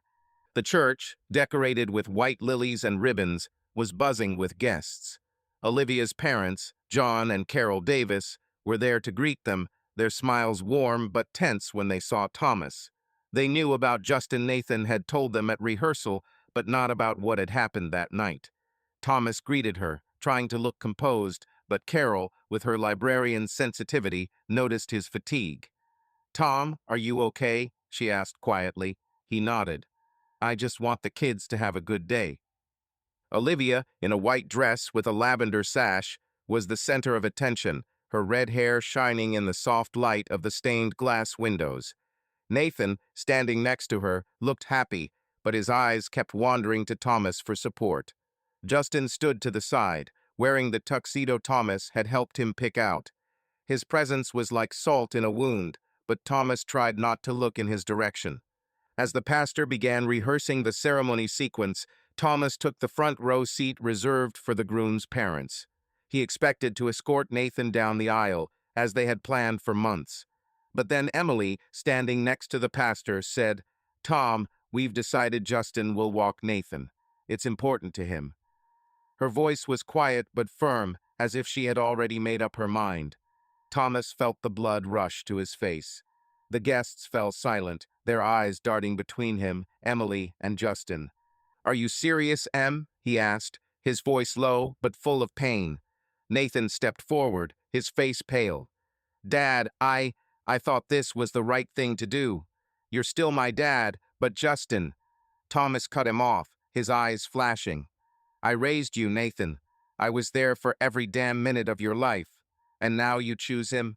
Emily interjected, her voice sharpening. "Tom, don't make a scene. This isn't about you. This is about Nathan." The guests began to whisper, and Thomas felt their eyes burning into him. He looked to the pastor for support, but the pastor looked away, clearly unwilling to interfere. John Davis, Olivia's father, came over and put his hand on Thomas's shoulder. "Tom, let's move away," he said quietly. Thomas shook his head. "I'm fine, John, but I'm not staying here where I don't belong." He turned and headed for the door, ignoring Nathan's pleas for, "Dad, wait." He stopped in the parking lot, breathing in the cold air. His hands were shaking and his heart was pounding. He wanted to go back for Nathan, but the humiliation was too much. He got into the car and drove away, not knowing where he was going. A few minutes later, his phone rang, and it was Carol. "Tom, please come back. Nathan is in tears. He didn't mean to hurt you." Thomas gripped the steering wheel. "I can't, Carol. I can't pretend everything is okay." He hung up and stopped at a roadside cafe, ordering a coffee that he didn't drink. Instead of going back to the church, he went to see Frank and Marjorie, Emily's parents. They were at home, preparing for the wedding, and they noticed his condition immediately. "Tom, what happened?"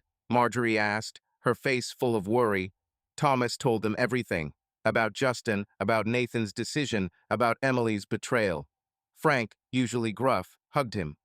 "You're our son, Tom. We're with you." Marjorie began to cry. "How could Emily? And Nathan, he doesn't know what he's doing." They advised him to go through with the wedding, but Thomas shook his head.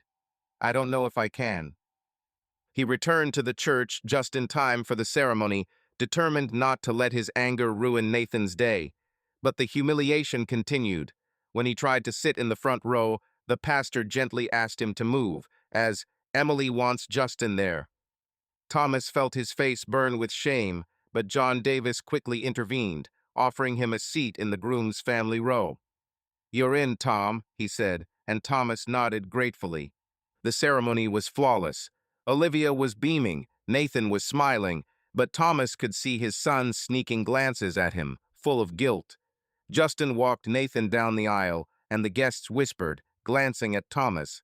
He sat up straight, trying not to show how hurt he was. When the pastor pronounced Nathan and Olivia husband and wife, the room erupted in applause, but Thomas felt like an outsider. At the country club banquet, the humiliation continued. Thomas checked the seating chart and found his name missing from the head table. He approached the planner, Frances, a young woman with a clipboard. "This is a mistake, isn't it?" he asked, pointing to the list. Frances turned pale.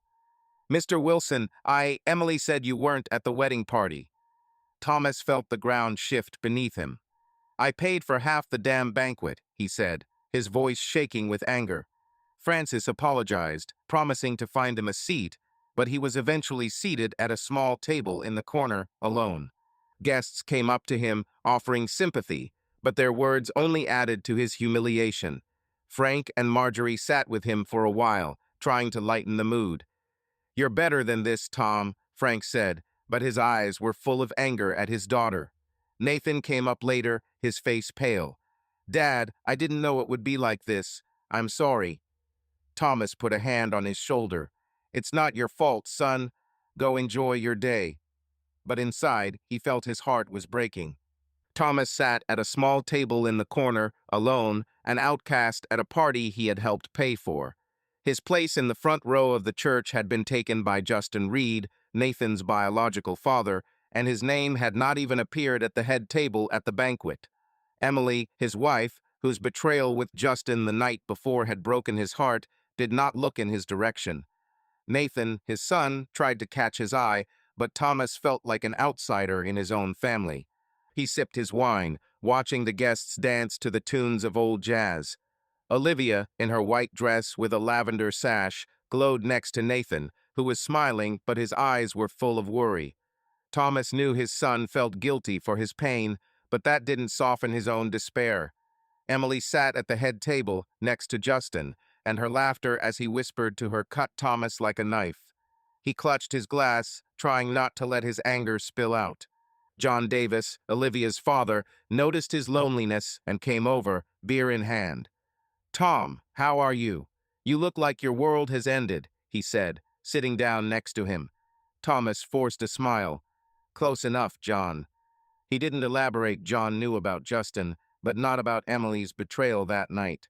John clapped him on the shoulder. "You're a tough guy, Tom. For Nathan's sake, hold on." Thomas nodded, but his mind was elsewhere. He was thinking about the divorce papers at home, the new locks he'd installed that morning. He was ready to cut ties with Emily, but Nathan's wedding was forcing him to endure. The toasts began, and the room fell silent. Nathan's best friend, Chris, gave a funny speech about his college days, drawing laughter from the guests. Olivia raised her glass, thanking the families for their support. Emily said a few words, her voice shaking when she mentioned Nathan, but she avoided looking at Thomas. Justin was silent, but his presence at the head table was like an open wound to Thomas. As the toasts began to fade, John Davis stood, his fork clanking against his glass. "Friends, I want to say a few words," he began, his voice warm but firm. "Today we celebrate the union of Nathan and Olivia, but I can't help but mention the man who played a huge role in Nathan's life. The man who raised him, loved him, and made this day possible." He turned to Thomas, raising his glass. "Thomas Wilson, you deserve to be here as much as any of us." The crowd burst into applause, and someone began chanting, "Thomas, Thomas." The crowd turned to him, their faces full of sympathy and respect. Nathan looked at him pleadingly, Olivia smiled, and Emily looked down, visibly tense. Thomas felt his throat tighten. He didn't want to speak, didn't want to be the center of attention, but John motioned for him to come onto the dance floor. Francis, the organizer, handed him the microphone. Thomas stood, his legs heavy as lead. He walked to the center of the room, aware of the guests' gazes. His voice shook as he began, "Thank you, John. Thank you all for coming to celebrate this day with Nathan and Olivia." He paused, collecting his thoughts. The room was silent, expectant. Thomas looked at Nathan, at his worried face, and decided to be honest but reserved. 20 years ago, I met Emily and Nathan. They became my family, my meaning. I adopted Nathan, loved him as my own, and did everything I could to make sure he grew up strong and happy. Today, I'm proud of him and Olivia, their love, their future. His voice grew stronger, but inside, he was struggling with pain. Nathan recently decided to learn more about his past. He found his biological father, Justin, who came here to be a part of this day. It was unexpected for me. The guests glanced at each other, and a murmur passed through the room. Emily turned pale, Justin hung his head. Nathan looked at Thomas, his eyes shining with tears. Thomas continued, trying to keep his voice even. I've always wanted Nathan to be happy, and if that's his choice, I respect that. But I'm not going to lie, it hurts. I've been Nathan's father his entire life, and today I feel superfluous. The room froze. Some gasped, some began to whisper. Emily covered her face with her hands, and Nathan stood up as if he wanted to say something, but Thomas raised his hand, stopping him. I don't want to ruin your day. Nathan, Olivia, I wish you happiness, love, and a long life together. You deserve the best. Thank you all for this evening. I have to go. He handed the microphone back to Francis and headed for the exit, not looking at the faces of the guests. The room exploded with applause, mixed with cries of, Tom, stay. Nathan and Olivia ran after him, their voices echoing in the hallway. Dad, please don't go, Nathan shouted, his voice breaking. Thomas stopped at the door, turned. Nathan's face was wet with tears. Olivia was holding his hand. Dad, I didn't mean for this to happen. You are my father, you always will be, Nathan said. Thomas squeezed his shoulder, his voice hoarse. I know, son, but I need time. This is your day. Enjoy it. He looked at Olivia. Take care of each other. She nodded, her eyes shining too. Thomas turned and walked out, getting into the car. He saw in the mirror Nathan and Olivia standing in the driveway, hugging, but he didn't stop. He stepped on the gas and drove home, his heart breaking. The silence at home was deafening. Thomas changed into jeans and a t-shirt, tossing his tuxedo over a chair. He got a beer from the fridge and sat on the porch, looking up at the dark sky. He thought back to his speech, every word he had forced out to keep from losing his temper. He wanted to scream, to blame Emily, Justin, even Nathan, but instead he chose dignity. This didn't make the pain less. His phone rang. John Davis. Tom, where are you? Nathan is hysterical. The guests are in shock. What the hell is going on? Thomas sighed. John, I can't talk about this now. Just take care of Nathan. John insisted. You don't have to be alone. Come and see us tomorrow. Thomas promised to think about it and hung up. He finished his beer, feeling the fatigue wash over him. The house he had built for his family felt empty. He thought about new locks, about divorce papers, about Emily coming back and finding them.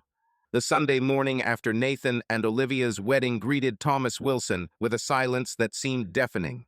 He woke up on the couch in the living room of his suburban Chicago home, where he had spent the last 2 nights, avoiding a bedroom desecrated by Emily's betrayal with Justin Reed. His speech at the reception, in which he had revealed his pain and left the room, had left him devastated, but with a sense of grim dignity. He had changed the locks, filed for temporary separation, and was ready to break up with Emily, but the thought of Nathan, his adopted son, tore at his heart. Thomas stood, his body aching with tension, and headed to the kitchen to make coffee. The house was empty. Nathan and Olivia had flown off to Hawaii on their honeymoon. Emily was presumably staying at the hotel with Justin, and their belongings were missing from the guest room. Thomas checked the bedroom. The bed was untouched, but there was a note from Emily on the nightstand. Tom, I'm at my parents'. Please call me. I want to make this right. He crumpled the note, throwing it in the trash. Her words of forgiveness rang hollow after she'd humiliated him with Justin in their own bed. He poured coffee and sat down at the table where the property division papers lay. His lawyer, Rob, had promised to send formal notice to Emily through her parents, Frank and Marjorie. Thomas felt like a man who had lost everything, but he was determined to protect what was left his dignity and his love for Nathan. He thought of his son, of his tears at the reception, of how he had begged him not to leave. Thomas wanted to be there for him, but the pain of Emily's betrayal and Nathan's decision to give Justin a role in the wedding was too deep. Around noon, he decided to do some chores to take his mind off things. He started cleaning the house, throwing out old food from the refrigerator, and doing laundry. In the guest room, he found an envelope tucked under his pillow. It had his name written on it in neat, unfamiliar handwriting. Thomas frowned, opened the envelope, and began to read. Thomas, I know you don't want to see me or hear from me, and I don't blame you. You opened your home to me, despite what I did to Emily and Nathan in the past. You gave my son the life I couldn't, and for that, I will always be grateful. I came here to see Nathan to try to make things right, but I made a mistake, bigger than I can explain. I gave in to old feelings for Emily, and that was wrong. I wanted to hurt her for leaving me all those years ago, and I think I got my way. But I hurt you and Nathan too, and for that I can't forgive myself. I left early this morning while everyone was asleep. I don't want to destroy your family anymore. You are Nathan's real father, not me. You were there when I ran away, and you made him the man he is. All I ask is that you don't turn away from him because of my mistake. He loves you, and he needs you. I don't know if you and Emily can work things out, but I wish you peace. You're better than I ever was. Justin. Thomas read the letter twice, his fingers tightening around the paper. He expected anger, but instead he felt a strange mixture of relief and sadness. Justin had admitted his guilt without trying to justify himself, and that was unexpected. But the letter couldn't erase the pain of what had happened. Thomas dropped the envelope on the table and finished his coffee, trying to process Justin's words. He was gone, but he had left behind a broken family. He decided to visit Frank and Marjorie, needing reassurance. When he arrived at their house, Marjorie answered the door, her face pale. Tom, we heard about the banquet. Nathan called, he's desperate, she said, hugging him. Frank came out of the kitchen, his eyes full of anger. Emily has done something wrong. We don't know how to fix it. They sat in the living room, and Thomas told them about Justin's letter, leaving out the details of the night's betrayal so as not to hurt them further. Marjorie began to cry. Tom, you're like a son to us. We didn't expect this from Emily. Frank clenched his fists. She's always been stubborn, but this is beyond the pale. They asked him what he planned to do. Thomas sighed. I filed for separation. I can't stay with her after this, but I don't want to lose Nathan. Frank nodded. You're right, son, but give Nathan a chance. It's not his fault. Thomas agreed, warmed by their support. Back home, he received a call from John Davis, Olivia's father. Tom, how are you? After your speech yesterday, everyone was in shock. Nathan blames himself. Thomas clutched the phone. I didn't want to upset him, John, but I couldn't keep quiet. John suggested meeting when Nathan and Olivia returned from their honeymoon. You don't have to be alone, Tom. We're with you. Thomas thanked him, feeling like he had at least one support system. That evening, he sat on the veranda with a beer, looking at the stars. Justin's letter was lying next to him, and he thought about his words again. Justin was right about one thing. Nathan didn't deserve to suffer because of their mistakes. But how can you be a father when your family is falling apart? He remembered Nathan's embrace at the reception, his tears, his pleas. Thomas knew he loved his son, but the pain of Emily's betrayal and Nathan's decision to give Justin a role in the wedding was too fresh. He considered texting Nathan, but stopped himself. What could he say? Sorry I left. I'm still your dad. The words felt empty. Instead, he sent a short, enjoy your honeymoon, son. I'm here if you need me. An hour later, he responded, Dad, I'm so sorry. Please don't hate me. Thomas felt a lump in his throat. I'll never hate you, Nathan. Rest easy. He sent the message and put his phone away. It was a week after Nathan and Olivia's wedding, and Thomas Wilson sat in his empty suburban Chicago home, surrounded by a silence that felt heavier than ever. Emily's betrayal of him with Justin Reed, her humiliating words, and Thomas's exclusion from the wedding had left a deep wound in his soul. Justin's letter admitting his guilt and leaving had provided some relief, but it couldn't erase the pain. Thomas had changed the locks, filed for temporary separation, and was waiting for Emily to return from her parents' house to serve her with divorce papers. But most of all, he was worried about Nathan, his adopted son, who was on his honeymoon, but whose guilty messages tore at Thomas's heart. It was a cool Tuesday morning, and Thomas was drinking coffee on the porch, looking out over the yard where he once taught Nathan to play basketball. His phone was nearby, showing an unread text from Nathan. "Dad, we're coming back tomorrow. Can we meet? I'm so sorry." Thomas responded curtly, "Of course, son. I'm here." He didn't know how he'd face Nathan without showing his pain, but he was determined to keep their connection. Nathan wasn't to blame for Emily's mistakes, and Thomas didn't want his son to suffer because of their breakup. That afternoon, he received a call from John Davis, Olivia's father. "Tom, the boys are coming home tomorrow. Carol and I are having dinner for them. Will you come?" John spoke warmly, but there was a note of trepidation in his voice. Thomas sighed. "Yes, John, I will. Thank you." John paused. "Have you heard from Emily?" Thomas explained that she was with her parents and mentioned Justin's letter without giving details. "We're on a hiatus. I've filed for separation," he added. John whistled. "Damn, Tom, I'm sorry, but we're with you. Come, the boys will be happy." Thomas thanked him, feeling that the Davises' support was a rare ray of light in his dark days. The next day, Thomas arrived at the Davises early to help with the preparations. The house was cozy, with the smell of grilling meat and fresh-cut flowers on the table. Carol, with her librarian's precision, was laying out napkins, and John was working on the grill in the backyard. "Tom, come on, grab a beer and help," John said with a wink. Thomas smiled, feeling a little lighter for the first time in a week. He chopped vegetables, chatting with Carol about nothing, but his thoughts were on Nathan. How would he look his son in the eye after this? Nathan and Olivia arrived around 6 o'clock, tanned and happy, but with a hint of worry in their eyes. As soon as Nathan saw Thomas, he rushed toward him, hugging him so tightly that it took his breath away. "Dad, I'm so sorry," Nathan whispered, his voice shaking. Olivia joined in, hugging them both, her red hair brushing Thomas's cheek. "Mr. Wilson, we're so glad you're here," she said, her eyes shining. Thomas felt a lump in his throat, but he patted Nathan on the back.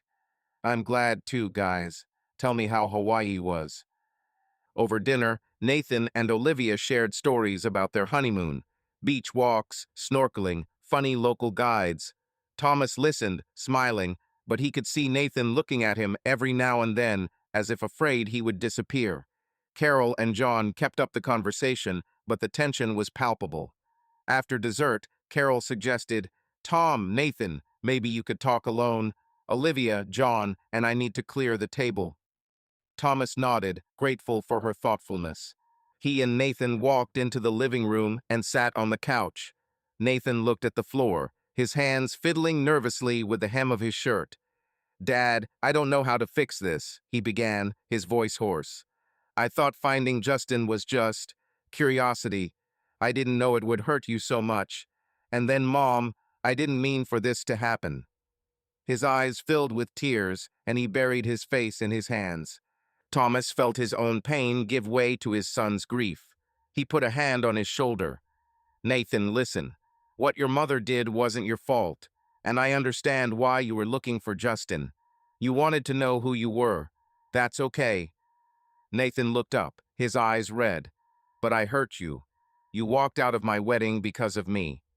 Thomas shook his head. "I left because I couldn't take it anymore.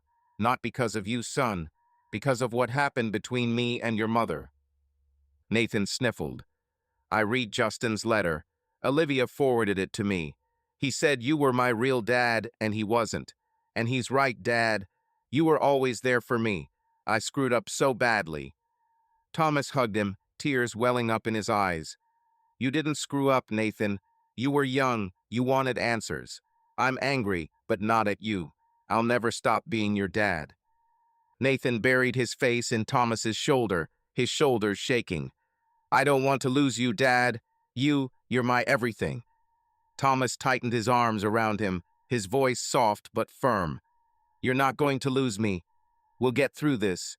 You're married now. You have your own life with Olivia, but I'll always be here if you need me. Nathan nodded, wiping away his tears. Thank you, Dad. I can't thank you enough for everything. They sat in silence, hugging, until Olivia walked in with 2 cups of coffee. Are you okay? She asked, sitting down next to him. Thomas smiled. Yeah, we'll get through this. Olivia took Nathan's hand, her eyes warm. Mr. Wilson, you gave us a home. It means so much. We want you to be a part of our lives. Thomas nodded, feeling some of the pain lift. I will, Olivia. You two make me proud. The conversation turned to their plans. Nathan told them how they were setting up their new house, how Olivia wanted to get a dog. Thomas listened, enjoying their enthusiasm, but thoughts of Emily were constantly on his mind. Nathan suddenly asked, Dad, what's wrong with Mom? Is she at her grandparents'? Thomas nodded. She's there. She needs some time to figure herself out. He didn't mention the divorce, not wanting to burden Nathan. I got a letter from Justin. He's gone and he's not coming back. He's asked me not to turn away from you, and I won't. Nathan squeezed his hand. And you and Mom, can you make peace? Thomas sighed, his voice quiet. I don't know, son. It's hard. But no matter what happens, you and I are family. Nathan nodded, his face serious. I understand. Just stick around, okay? Thomas smiled. I promise. They returned to the table, where John and Carol were serving dessert. The rest of the evening was easier, laughing, talking about plans. Thomas felt like he had reconnected with Nathan, but the pain of Emily's betrayal was still there. As he drove away, Nathan and Olivia hugged him goodbye. Come to our new home, Dad, Nathan said. Thomas nodded. Soon, son. It was 2 weeks after Nathan and Olivia's wedding, and Thomas Wilson sat on the porch of his suburban Chicago home, watching the sunset sky turn orange and pink. The silence of the house, once filled with laughter and warmth, was now his companion. Emily's betrayal with Justin Reed, her humiliating words, and Thomas's exclusion from the wedding had left him heartbroken. He had changed the locks, filed for temporary separation, and endured an emotional speech at the reception where he revealed his pain. Reconciling with Nathan at the Davises' dinner had given him hope, but the wound from Emily's actions was still raw. He knew he would have to face her soon, and the thought filled him with a mixture of anger and fear. Emily, according to her parents, Frank and Marjorie, was in rehab after a nervous breakdown. Frank told Thomas that she had broken down after the wedding, realizing the extent of her betrayal. Thomas had frozen the divorce proceedings, not wanting to make her feel worse, but he was firm in his decision. Their marriage was probably over. Justin's letter admitting his guilt and leaving had eased his anger a little, but it had done nothing to restore Emily's trust. He waited for her to be ready to talk, and that day came sooner than he expected. On Tuesday morning, Frank stopped by Thomas's office, holding a business card. Tom, the center is having a family day on Saturday.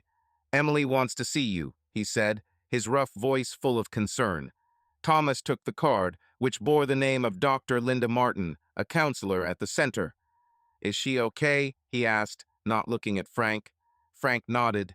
She's working on herself, but she needs your forgiveness, son. Thomas sighed. I'm not sure I can give that, Frank. Frank put a hand on Thomas's shoulder. Just talk to her.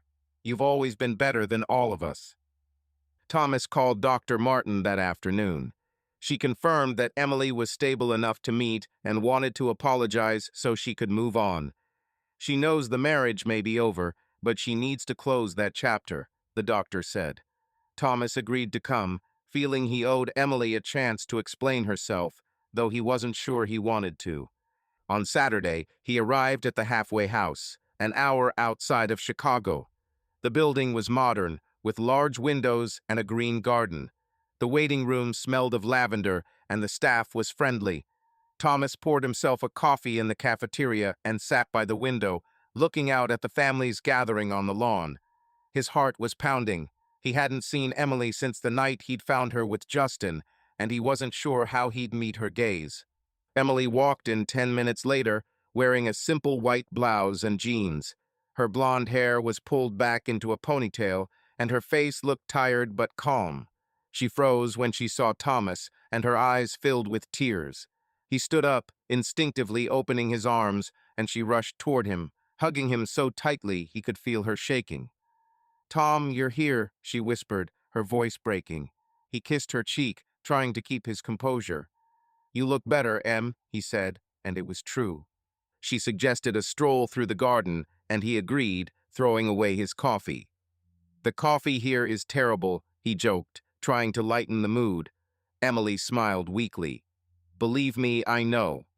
They walked out onto a path lined with flower beds where other customers were talking quietly. Emily took his hand, and he didn't pull away, though part of him wanted to. "Tom, I have to apologize," she began, her voice quiet but firm. "I ruined everything. What I did to Justin, it was terrible. I don't know how I got to this point. We were drinking, talking about the past, and I lost myself." She paused, looking at him, her eyes full of pain. "I said terrible things about you. They weren't true, Tom. You were the best husband, the best father. I don't know how to ask you to forgive me." Thomas looked at her, his heart torn between anger and pity. You didn't just make a mistake. You humiliated me, told me I couldn't satisfy you in our bed with him, and then you and Nathan cut me out of his wedding. How can I forget that?" Emily began to cry, but she didn't let go of his hand. "I know. I can't take it back. But I want to move forward, Tom. I want to be better for Nathan, for me. And for you, if you'll let me." They continued walking, and Emily talked about her therapy, how she was working through old traumas around Justin. "I thought I had closed that chapter, but when he showed up, it all came back. I was weak, and it was my fault." Thomas listened, feeling his anger soften but not disappear. He thought about Nathan, how he'd begged him to stay connected. He didn't want to ruin his son's life, but he couldn't pretend it hadn't happened. I'm glad you're working on yourself," he said finally. "But I don't know if I can forgive you. You broke my heart." Emily nodded, wiping away tears. "I understand. But can I ask, would you consider giving us a chance? Not now, later, when I get out." Thomas looked at her, his eyes serious. "I'll think about it. But if we try, there will be conditions." They sat down on the bench, and Thomas continued, "First, I'm going to set you up with a trust fund so you're financially independent. If we fail, you can't feel trapped. Second, you're going to go back to college, finish your education. You deserve it. And most importantly, you have to be honest. If you're not happy with me in any way, just tell me. And you have to be loyal. I can't stand another betrayal." Emily listened, her eyes shining with tears, but she nodded. "That's fair, Tom. I agree. I want to be with you, but I want to be better than I was." She squeezed his hands. "Thank you for giving me a chance." Thomas nodded, feeling some of the pain ease. "I can't promise things will be like before, Em, but I'll try." They spent the rest of the day walking around the garden, holding hands. For the first time in weeks, Thomas felt lighter, as if a weight had been lifted. They talked about Nathan, about his new home with Olivia, about how he had called Emily from their honeymoon. "He loves you, Tom. He's so afraid of losing you," Emily said. Thomas smiled. "I'm not leaving him. Ever." When it was time to leave, Thomas hugged Emily, and she kissed his cheek. "I'll be back in a week, Tom. Can I come home?" He nodded. "We'll try, Em. I'll help you." She smiled, her face lighting up with hope. Thomas left feeling like he'd taken the first step toward something new, though he wasn't sure what. The following week, he met Nathan and Olivia to tell them about the visit. Nathan hugged him when he heard Emily might come back. "Dad, are you giving her a chance? That's cool." Thomas nodded. For you, for all of us. But it won't be easy. Nathan squeezed his hand. I'm here for you, Dad. A week later, Thomas picked Emily up from the center. They went home, and he helped her unpack.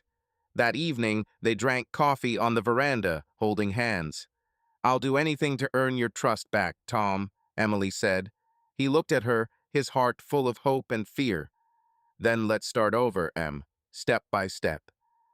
Subscribe to our channel so that your love doesn't cheat on you, and go ahead and listen to the next story, because this story is nothing compared to the next one. If you're under 18, don't even think click to the next one.